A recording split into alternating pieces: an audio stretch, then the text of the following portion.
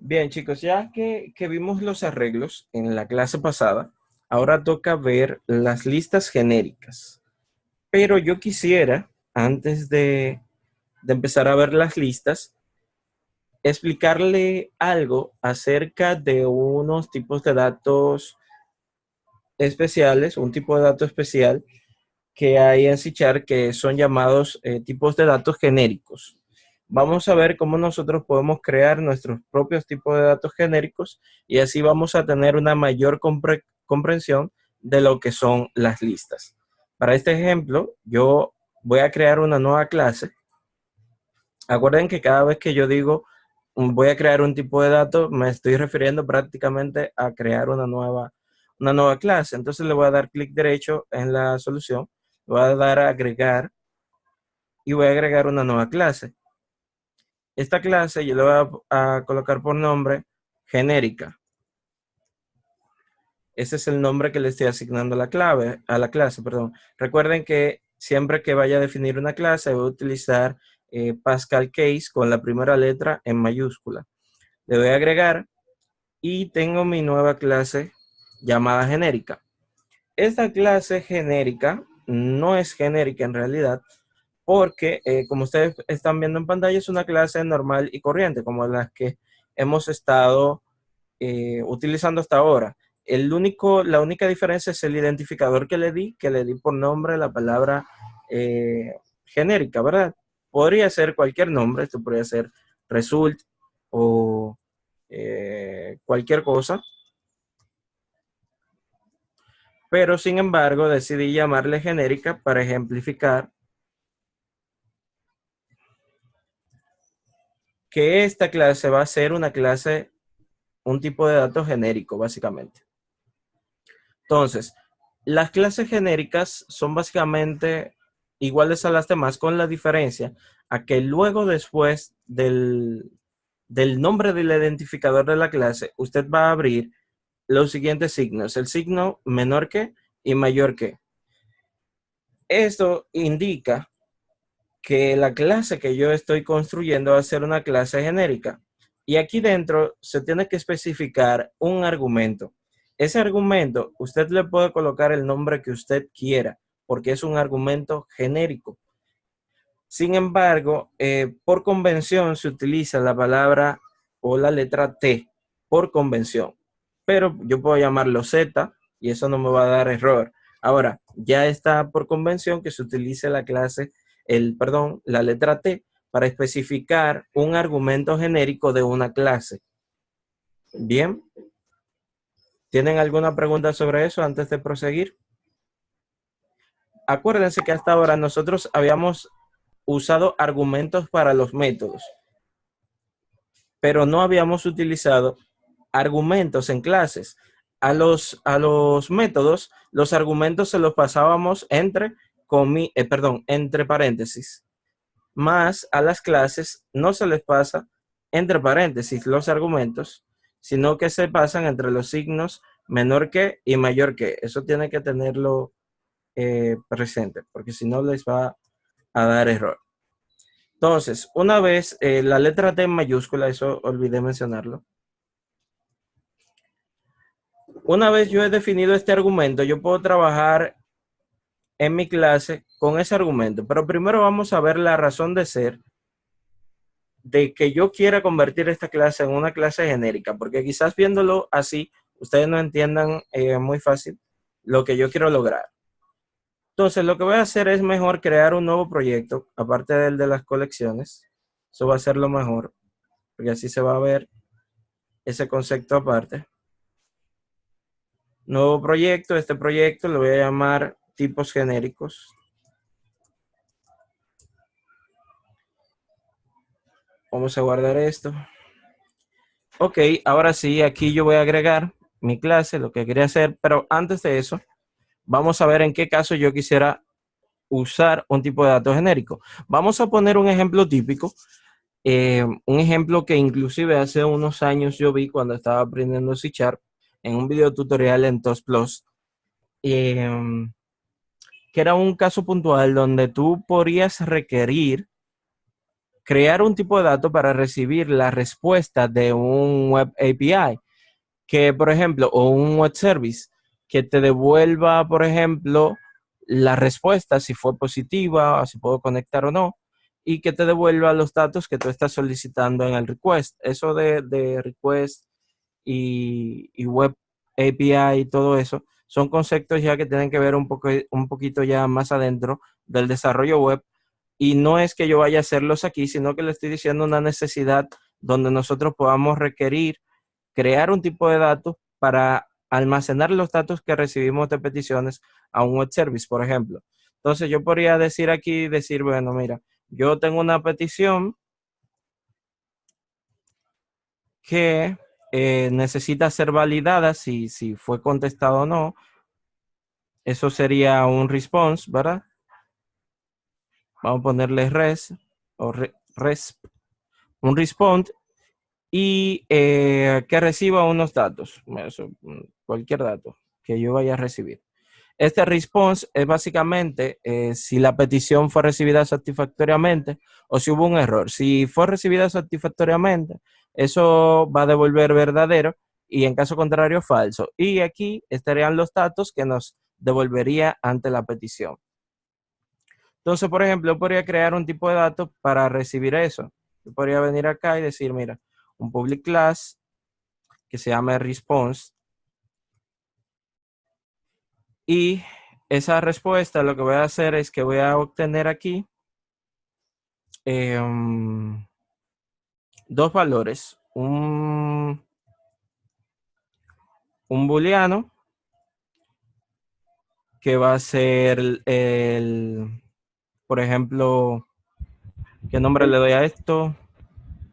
Si la conexión fue exitosa, vamos a ponerle exitosa, ¿verdad?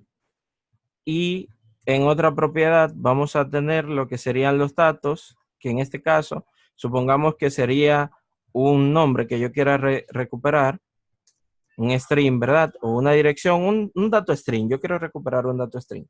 Pues este tipo de datos que yo acabo de crear va a confirmar que la petición se hizo o no y va a almacenar el dato que se recupere de la petición. Entonces yo puedo venir aquí y decir response, que es el tipo de datos que creé. Voy a llamarlo R a este objeto. Va a ser igual a new response. Y aquí yo podría decirle, por ejemplo, exitosa, r.exitosa, va a ser igual a true. Y r.data va a ser igual a Francis, por ejemplo, un nombre que obtuvo, una cadena de texto. De esta manera yo estaría ya leyendo los datos de esta respuesta y yo podría simplemente mostrarlo por pantalla, por ejemplo.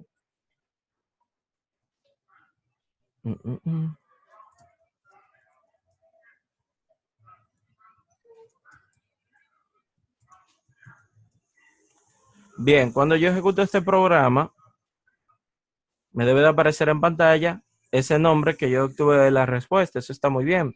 Pero imagínense ahora que tengamos que hacer otra petición y que la petición que vamos a hacer ahora, en vez de conseguir datos de tipo string, consiga datos de tipo int. ¿Qué tendríamos que hacer en ese caso? Tendríamos que hacer lo siguiente. Tendríamos que crear otro tipo de dato para recibir esos valores. Y esto lo voy a llamar, por ejemplo, response string y este response int, porque este va a responder int. Y aquí en tipo de dato, en vez de ser string, este sería int. Y de esa manera ahora, esto está dando error ahora porque tengo que especificarle qué tipo de response es, si es response string o response int. Y fíjense cómo yo tuve que crear ahora, para yo lograr hacer esto otra vez con un tipo de dato diferente, yo ahora tengo que cambiar no solamente la definición del objeto, sino también la definición de la clase del objeto, porque es otro tipo de dato totalmente distinto el que se va a obtener.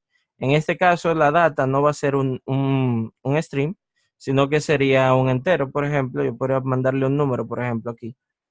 Y de esa manera esto me da error porque ya tengo un R definido aquí. No lo puedo volver a utilizar ese identificador en el mismo ámbito. Le voy a colocar un 2 para que se corrija.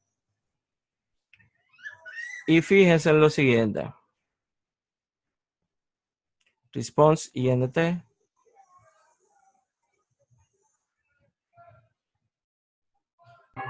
Ahí sería R2, Francis.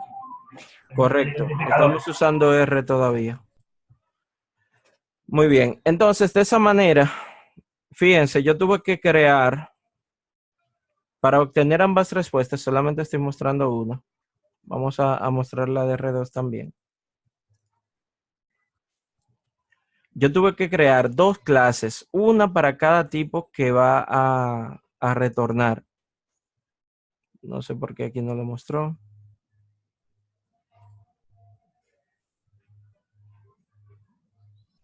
Ok, hay un problemita aquí. Déjame ver. Este es el problemita.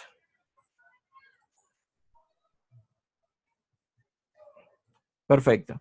Entonces, como les decía, yo tuve que crear dos clases distintas para cada uno de los valores que yo esperaba recibir de ese web service o de ese web API al que yo estoy haciendo la petición de manera simulada, obviamente, porque ustedes están viendo que yo simplemente le estoy asignando los valores aquí arbitrariamente.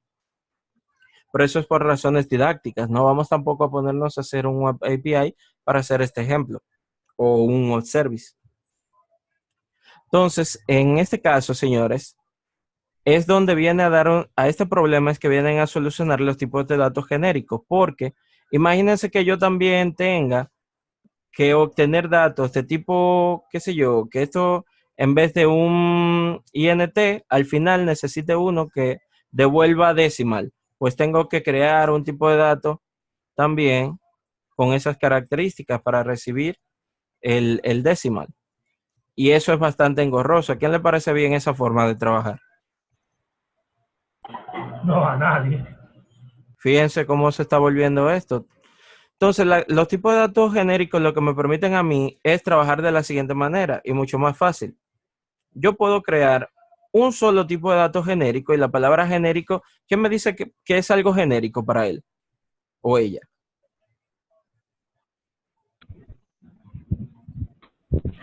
Genérico, común. Bueno, en el caso de, Generalizado, en el caso de la general. Generalizado, exacto. Como algo general, algo que usted puede utilizar con un propósito general también podría ser NORAD. Entonces, los tipos de datos genéricos nos brindan esta posibilidad. Si ustedes se fijan, todos los, bueno, no se van a fiar porque ya yo los borré, déjame darle para atrás.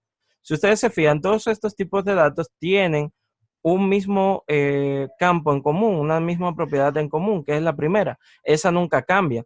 La única que cambia es la segunda propiedad o el segundo campo, ¿verdad? Si se pudieron fijar ahí. Entonces, mediante un tipo de dato genérico, yo podría hacer lo siguiente, decir, mira, esto va a ser un tipo de dato que voy a manejar para recibir los response. Va a recibir como argumento un tipo de dato genérico y ese tipo de dato que él reciba como argumento va a ser el tipo de dato que utilice esta propiedad. Y así, ya yo podría utilizar este mismo tipo de dato para cualquiera de los casos, de la siguiente manera, como van a ver a continuación.